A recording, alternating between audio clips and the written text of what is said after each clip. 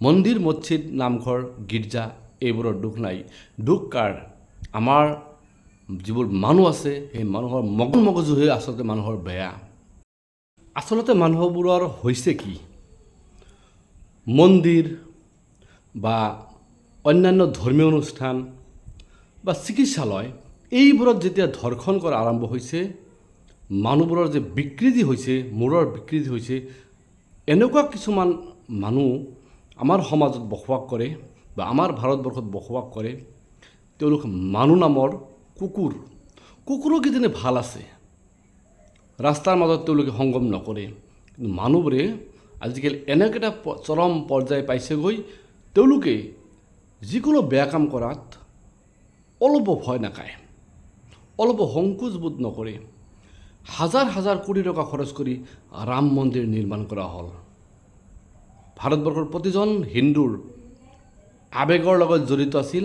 অৱশেষত সুপ্ৰিম কোৰ্টৰ ৰায়ৰ ভিত্তিত বাবৰি মছজিদটো যেতিয়া বিবাদমান অঞ্চল হৈ গ'ল, তাৰপিছত সুপ্ৰিম কোৰ্টে সেইটো অঞ্চলত সেই বাবৰি মছজিদটো ভাঙি তাত ৰাম মন্দিৰ কৰিবলৈ নিৰ্দেশ দিলে আৰু তাত চৰকাৰী পৃষ্ঠপোষকতাত ৰাম মন্দিৰ নিৰ্মাণ হ'ল। আজি কেইবাদিন আগত, 1-1.5 সপ্তাহ আগত ৰাম মন্দিৰ পৰিষ্কাৰ পৰিচ্ছন্নতাৰ লগত জড়িত এজনী নাৰী 6-7 জনীয়া দুৰ্বৃত্তৰ দলে ৰেপ কৰিছে। ইয়াতকৈ আৰু ভয়ানক কথা কি হ'ব পাৰে? ৰাম মন্দিৰত কৰ্মৰত এগৰাকী যুৱতীৰ সৈতে ভয়ংকৰ কাণ্ড সংঘটিত কৰিছে দিয়ে। 9গৰাকীকৈ নৰপিশাচৰ কামনাৰ বলি হৈছে অযোধ্যাৰ ৰাম মন্দিৰৰ এগৰাকী কৰ্মচাৰী। লৈ আহিছে সবিস্তাৰ এই খবৰ। ৰাম মন্দিৰ নিৰ্মাণৰ কাৰণে কোটি কোটি টকা খৰচ কৰা হ'ল।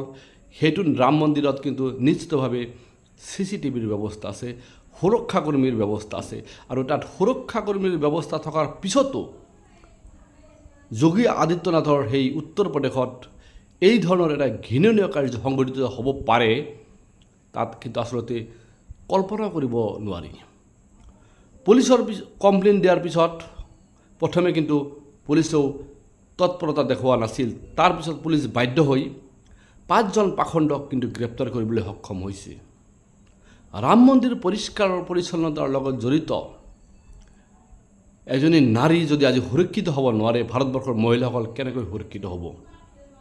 আজি ইমান কটকটীয়া নিৰাপত্তা বেষ্টনীৰ মাজত CCTV থকা অৱস্থাত তাত ৰেপ কৰিবলৈ যদি দুৰ্বৃত্তই ভয় নকৰে, তেতিয়াহ'লে অইন অঞ্চলত য'ত পহৰাৰ ব্যৱস্থা নাই, য'ত CCTVৰ ব্যৱস্থা নাই, তাত নাৰীসকল কিমান দূৰ সুৰক্ষিত? কথাবোৰ কিন্তু ভাবিবলগীয়া। কেৱল হিন্দু মুছলিমৰ ৰাজনীতি কৰে আজি মানুহে।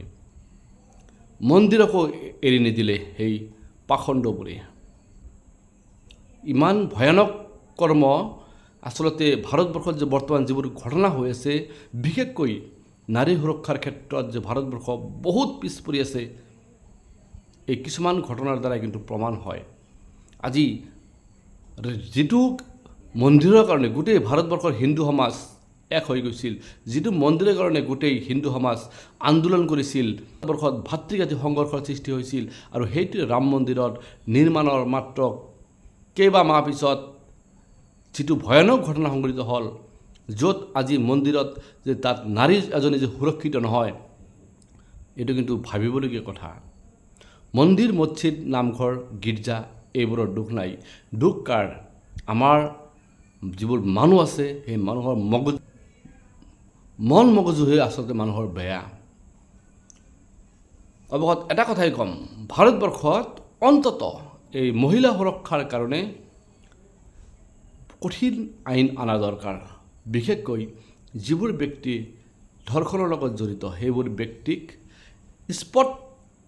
ততাতৈয়াকৈ যিমান সোনকালে পাৰি কঠোৰৰ পৰা কঠোৰ, যিটো আটাইতকৈ কঠিন শাস্তি, সেই শাস্তিহে দিলে কিজানি এই বেধিটো কমিব পাৰে। এইটো কিন্তু এটা সামাজিক বেধি হিচাপে কিন্তু বৰ্তমান পৰিগণিত হৈছে। ধৰ্ষণ বৰ্তমান এটা সামাজিক বেধিত পৰিণত হৈছে। এই বেধি নিৰ্মূলৰ কাৰণে চৰকাৰে কঠোৰ আইন আনক আৰু ৰাম মন্দিৰৰ লগত এই চাফাই কৰ্মীজনক যিকেইজন পাখণ্ডই আছিল, সেইকেইজন পাখণ্ডক অতি সোনকালে ফাষ্ট ট্ৰেক আদালতৰ জৰিয়তে শাস্তি প্ৰদান কৰিব লাগে।